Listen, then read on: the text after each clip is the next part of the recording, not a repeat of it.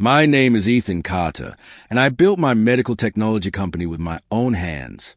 I was 31 years old, but some mornings I still felt like the frightened boy who buried both parents before finishing high school. Losing them taught me one lesson early. If you have family, you never let them struggle alone. That belief shaped every choice I made. Mr. Carter, Grace Collins said as she entered my office, your 10 o'clock meeting is waiting. I smiled.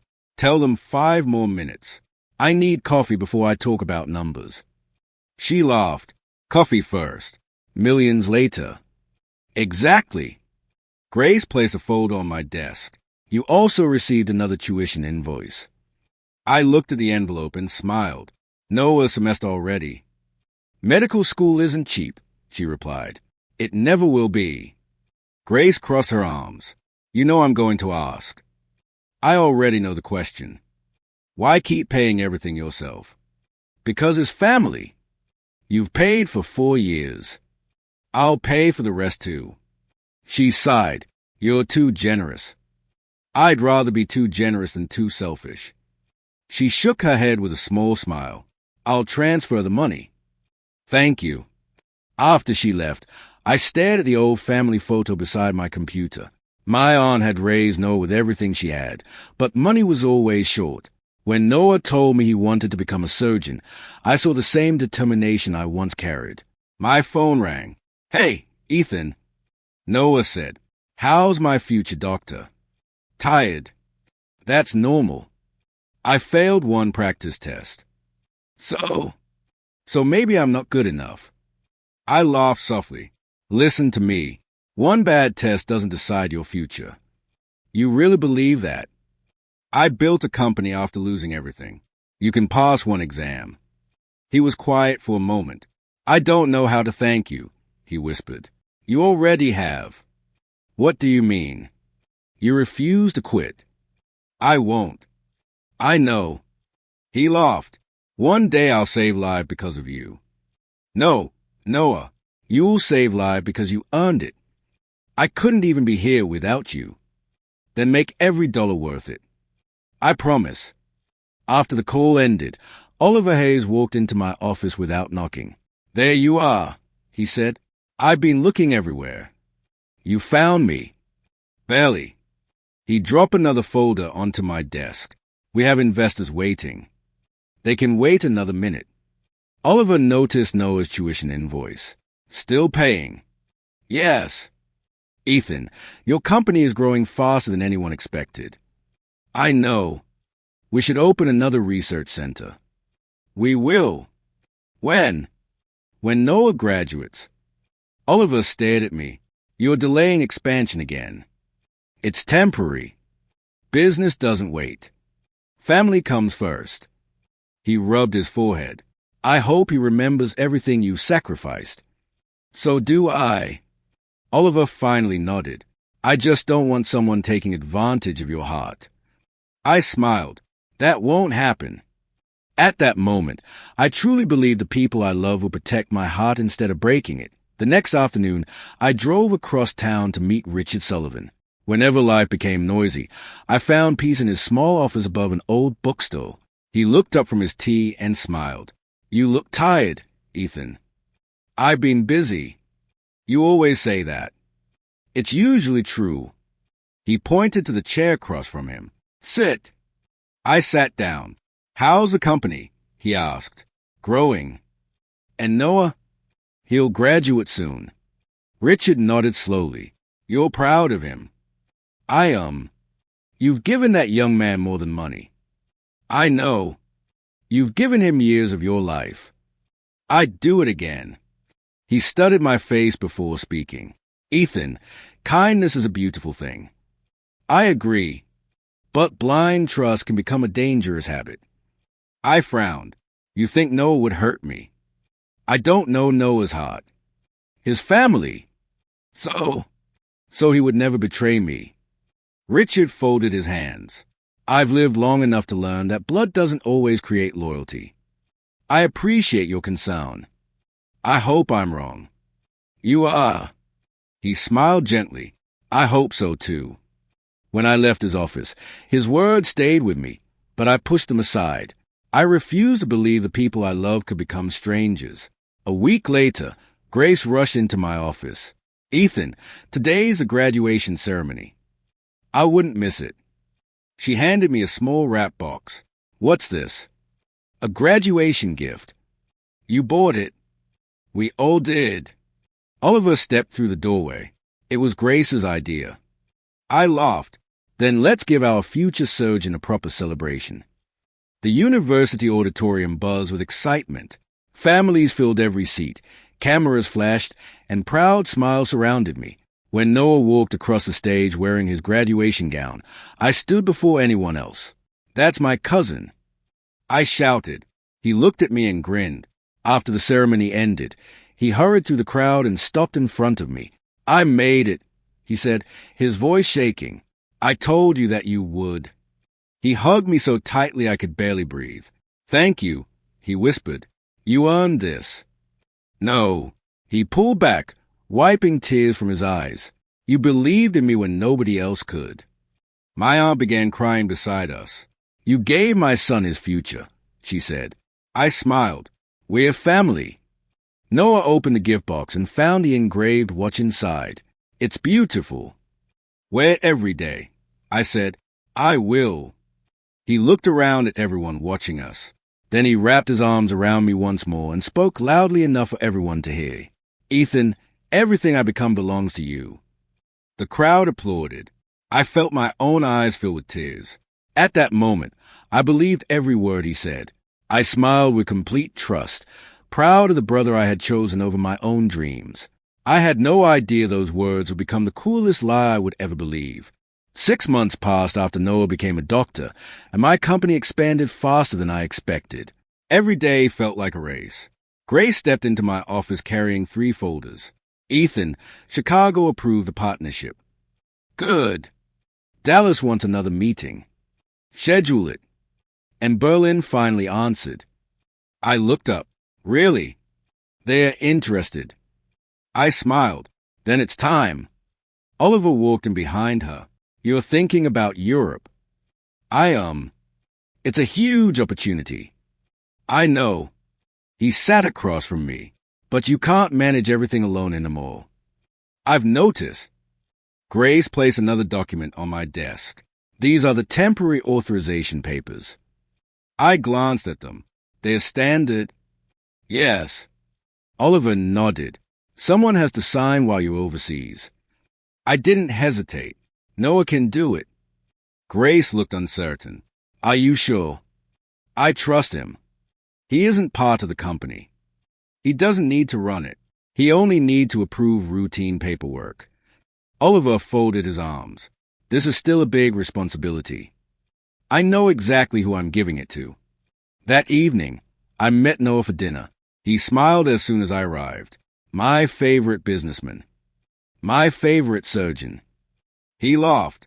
"You look exhausted." "I feel exhausted. Too much work.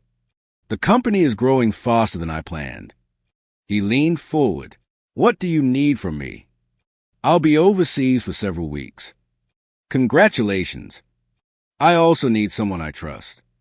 His smile faded into surprise. "You mean me?" "I want you to handle routine documents." "I don't know business." "You don't have to." "What if I make a mistake?" "I'll leave detailed instructions." He stayed quiet. "You really trust me that much?"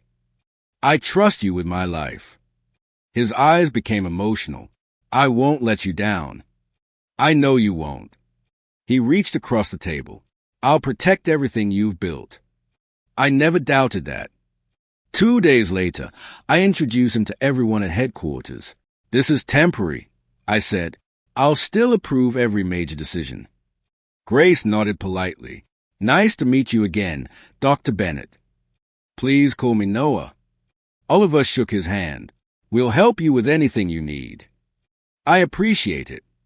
Later that afternoon, Grace whispered, "I still have a strange feeling." I smiled. "You worry too much." "I hope you're right." Before leaving for the airport, I gathered everyone inside the conference room. "I'll be back before you know it." Oliver smiled. "We'll keep everything running." Grace added, "Don't forget to sleep." "I'll try." Noah stood beside me. "You focus on investors." "I will. I'll handle things here." "I know." As I boarded the plane that night, I looked out the window and felt proud. My company was growing. My cousin had become a respected doctor. Life finally seemed to reward every sacrifice I had made. I closed my eyes, believing everything waiting for me at home would be exactly the same when I returned. The meetings overseas went better than I imagined. Daniel Foster, the investor I had hoped to impress, shook my hand after our final presentation. "Ethan," he said, "your vision could change healthcare." "Thank you. I look forward to working with your company." "So do I." As soon as I left the building, I called Noah. "Good news," I said. "I knew you'd do it." "How's everything at home?" "Busy, but under control." "No problems." "Nothing you need to worry about." I smiled. "I'll be home tomorrow." "We'll be waiting." The next afternoon, I stepped out of the taxi carrying my luggage and walked toward my headquarters. A security guard blocked the entrance. "Sorry, sir." I laughed. "Very funny." "I'm serious. I own this company." He looked uncomfortable. "My orders are clear." "What orders?" "You aren't allowed inside." My heart began pounding. There has to be some mistake. "I'm sorry." I pulled out my identification. "Look again." Before he could answer, the glass doors opened. Noah walked outside wearing an expensive tailored suit I had never seen before. He smiled calmly. "Welcome back, Ethan." "What is this?" "We should talk." "I'd rather go inside." "You can't." "What do you mean?" "You no longer have authority here." I stared at him. "Stop joking." "I'm not joking." "What have you done?" He handed me a folder. "You signed temporary authority before leaving." "Only for routine paperwork." It gave me access. My hands shook as I opened the documents. Several signatures appeared beneath mine. "These aren't real. They're legal. You forged this." I completed the process. "You stole my company." "I took control of it." "You promised to protect it." I changed my mind. I felt the ground disappear beneath me. "You were my brother." "No, Ethan." His voice stayed cold. "I was always a cousin living in your shadow. You could have asked for anything." I wanted everything. Before I could answer, another familiar voice spoke behind me. "Ethan!" I turned around. Emily stood beside Noah. My stomach tightened. "What are you doing here?" She lowered her eyes. "I need to tell you something." "Tell me." "I've been seeing Noah." The words barely reached my ears. "For how long?" "Several months. While I was working every day." She nodded. "I'm sorry." I looked at Noah. "You knew?" "Of course." "You both lied to me." Emily wiped away tears. "I thought Noah had the brighter future." I laughed bitterly. "My future built everything standing behind you." She couldn't meet my eyes. "I'm sorry." I looked at the building where I had spent years chasing impossible dreams. The company carried my ideas. The walls held my memories. The people inside had once believed in me. Now I stood outside like a stranger. I had lost my company. I had lost the woman I loved. I had lost the only family I trusted. All of it disappeared before the sun could set. I finally understood that one signature had destroyed the life I spent years building. For 3 days, I ignored every phone call. I rented a small motel room outside the city and stared at the ceiling, wondering how my entire life had disappeared so quickly. On the 4th morning, my phone rang again. "Hello." I answered. "Ethan," Richard said gently, "where are you?"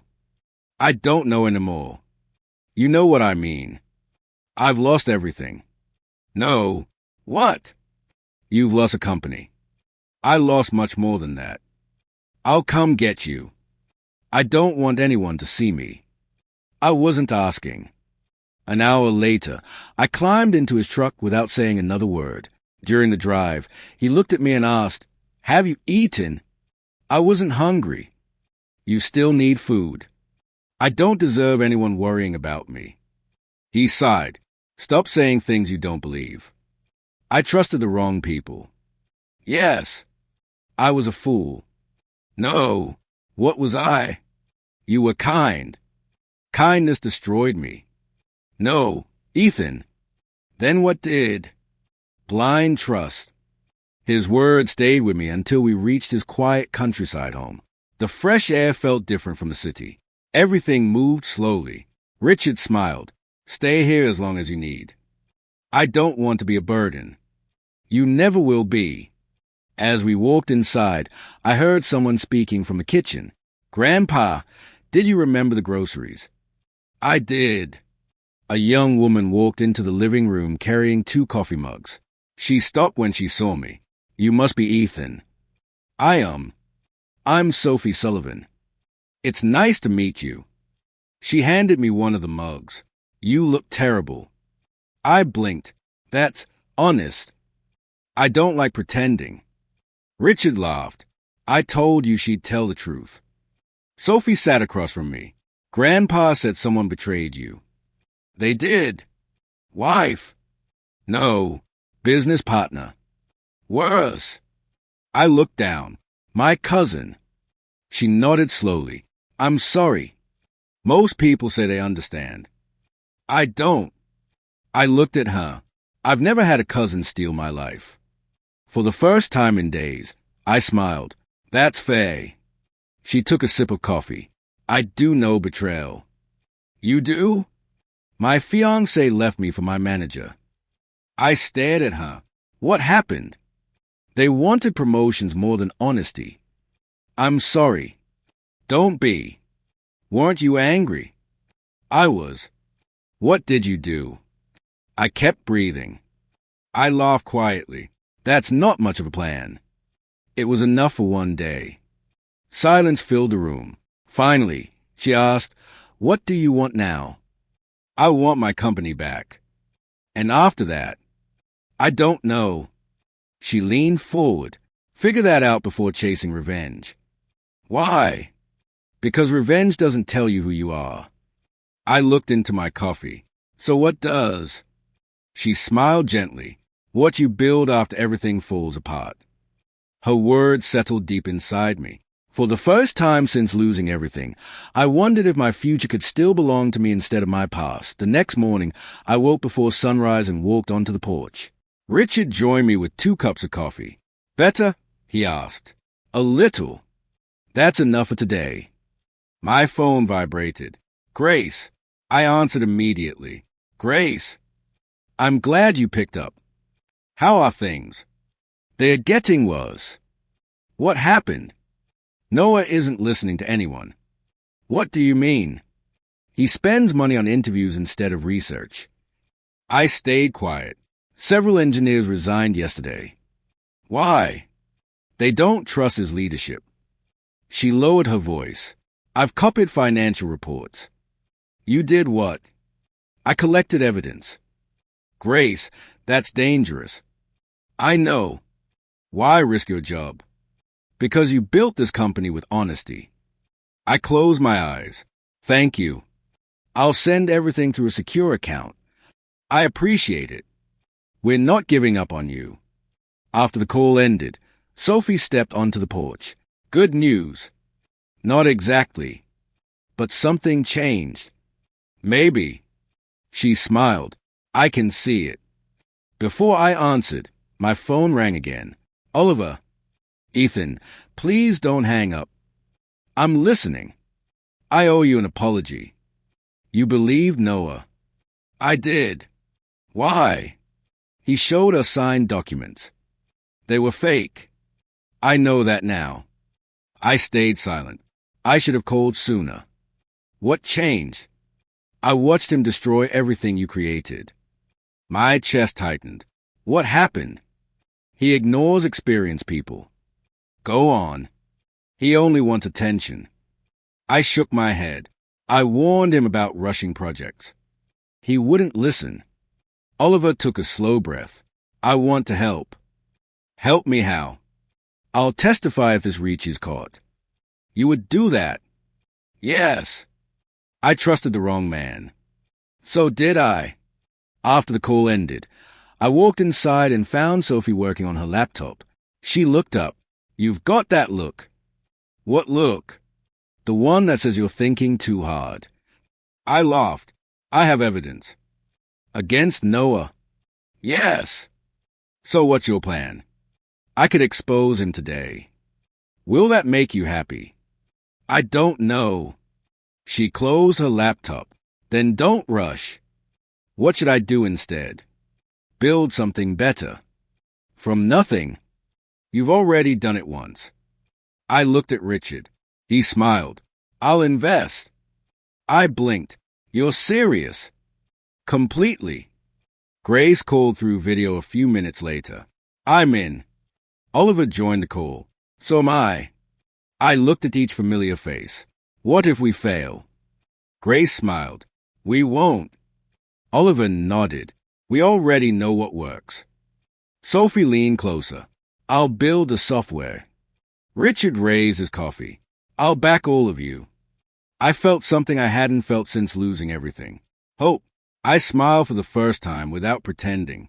That morning, I stopped waking up dreaming about revenge. Instead, I started dreaming about building a future that nobody could ever steal from me again. 3 months passed, and our new company finally had a working medical software platform. Every morning, I focused on improving the product instead of thinking about the office Noah had stolen. Sophie looked up from her laptop. I fixed the patient database. Already? She smiled. You taught me to move fast. I don't remember saying that. You didn't. What? You showed it. I laughed. Fair enough. Grace entered the room carrying several folders. I have updates. Good or bad? Both. Start with the bad. She opened the first folder. Daniel Foster's asking questions. About Noah? Yes. What happened? He found missing money. I exchanged a look with Sophie. How much? Enough to scare investors. I stayed quiet.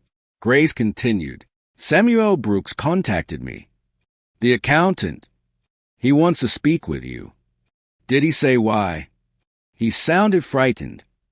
I picked up my phone and called him. Samuel. Mr. Carter, thank you for answering. You can call me Ethan. I don't deserve that. What happened? I approved transactions I knew were wrong. Why? Noah threatened to fire me. You could have refused. I have 2 children. I closed my eyes. I'm not judging you. I should have told you sooner. What do you have? Emails. Anything else? Financial records. Keep every copy. I will. He hesitated. Ethan? Yes. I'm sorry. Help me tell the truth. I will. After the call ended, Grace looked relieved. That's huge. It is. Before anyone could speak again, my phone rang. Daniel. I answered. Good afternoon. Ethan, I owe you an apology. For what? I believed the paperwork. So did many people. I've discovered serious financial irregularities. I suspected that. I'd like to meet. When? Tomorrow. I'll be there. After hanging up, Sophie smiled. The cracks are showing. They are finally seeing what I saw. The following afternoon, I met Daniel at a quiet restaurant. He placed several documents across the table. I invested because I trusted you. I know. I thought you had retired. I never planned to. He pushed another paper toward me. These signatures don't match. I studied the page. They are forged. I was afraid you'd say that. He leaned closer. I also spoke with Victoria Reed. The lawyer? She's worried. About what? She believes Noah submitted approval she never signed. I looked at him. Will she speak? I think she will. I felt hope growing stronger. For the first time in months, I wasn't chasing the truth alone. People who once believed Noah were finally beginning to question the man they had trusted instead of me. The next evening, Victoria called me herself. Ethan, we need to talk. I'm listening. I made a terrible mistake. What happened? I trusted Noah's explanations. And now, I found legal approvals with my electronic signature. You didn't sign them. No. Can you prove that? Yes. I let out a slow breath. Will you tell the investigators? I already contacted them. Thank you. I should have questioned everything sooner. We all believed someone we shouldn't have. After the call ended, Sophie looked at me. Another piece is falling into place. It is. Before I could answer, my phone rang again. The screen showed Emily's name. I stared at it for several seconds before answering. Hello. Ethan, please don't hang up. What do you want? I need to see you. Why? I made a mistake. You made a choice. I know.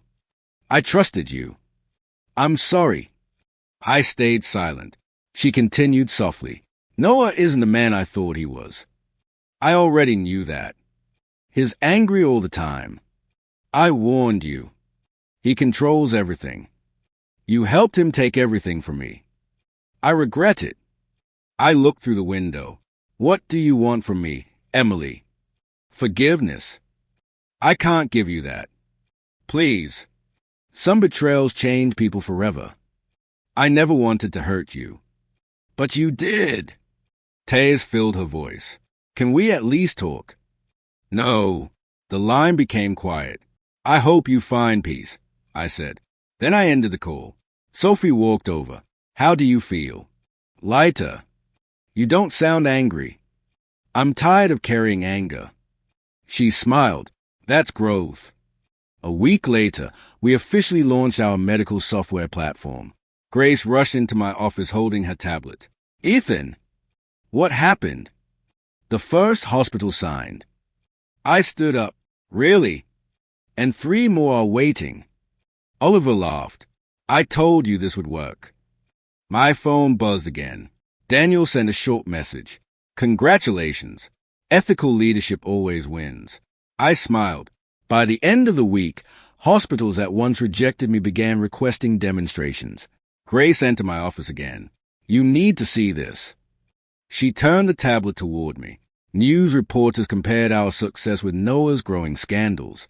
One headline read, New healthcare startup gains trust while former industry leader faces investigation. I looked at Sophie.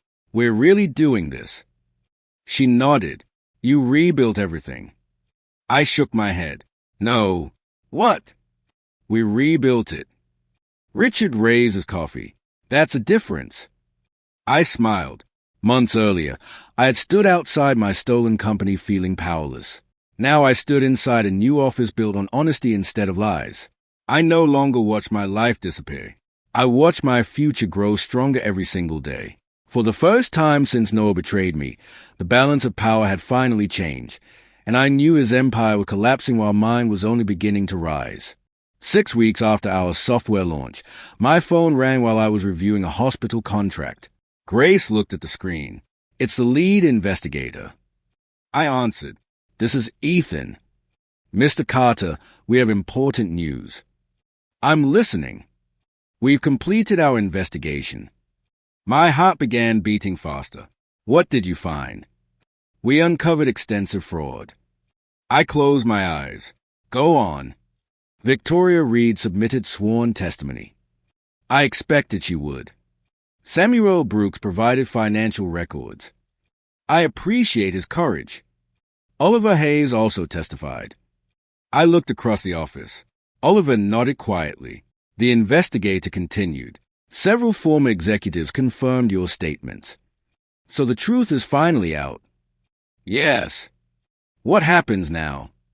We're filing criminal charges. I thanked him before ending the call. Grace smiled. It's over. No. What do you mean? It's only beginning. 2 weeks later, I walked into the courthouse with Sophie beside me. She squeezed my hand. You don't have to be afraid. I'm not. What are you feeling? Peace. She smiled. That's better. Inside the courtroom, I saw Noah sitting beside his attorney. He looked older than I remembered.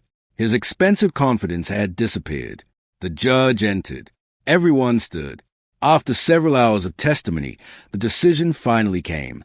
The judge looked toward Noah.